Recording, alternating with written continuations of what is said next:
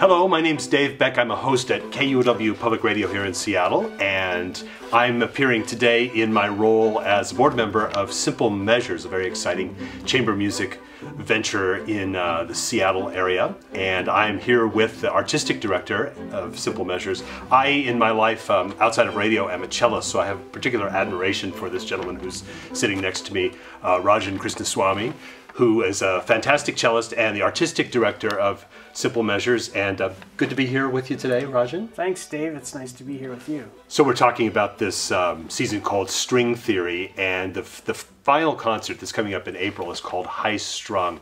What are you going for with that title? Well, it's also, the subtitle there is The Celestial Dimension.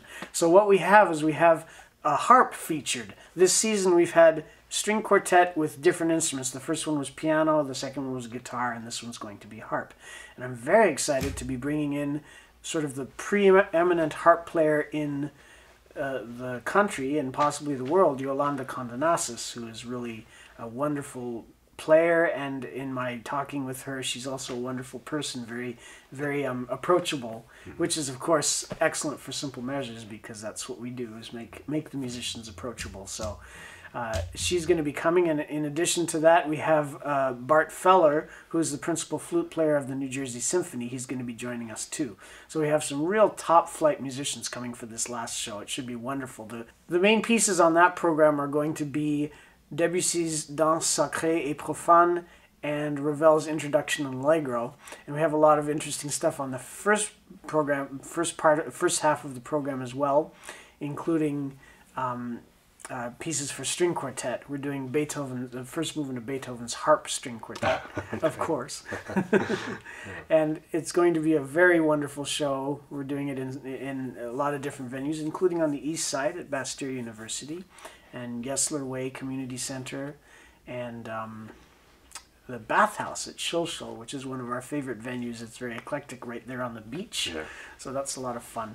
We talk about the subtitle of this being the celestial harp. How do you think people are going to understand the harp in a new way after hearing some of the pieces that you have on this program? Because the harp is not always this angelic thing. It can do all sorts of cool and amazing sounds.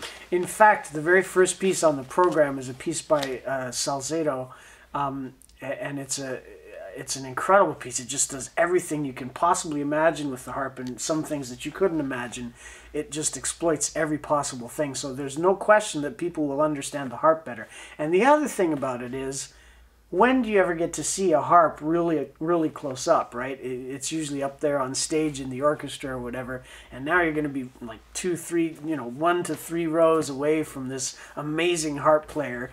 Yolanda was a student of Carlos Salcedo, this great harpist and innovator and modern music genius. So you're going to really get a sense of what this instrument can do. Yeah, it's wonderful to be having her do a piece by him and having studied with him. So it should be a very excellent example of what it's supposed to be like. You have some Takemitsu on the program, and I don't know if people know enough about this composer. Really interesting, evocative, ethereal stuff. Tell me about what attracted you to Toru Takemitsu. Well, actually, the reason is, well, first of all, he wrote for the right combination of instruments, harp.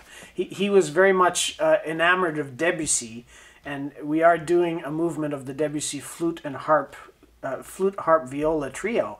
And Takemitsu has written a piece for that same combination. That's what originally got me interested in it.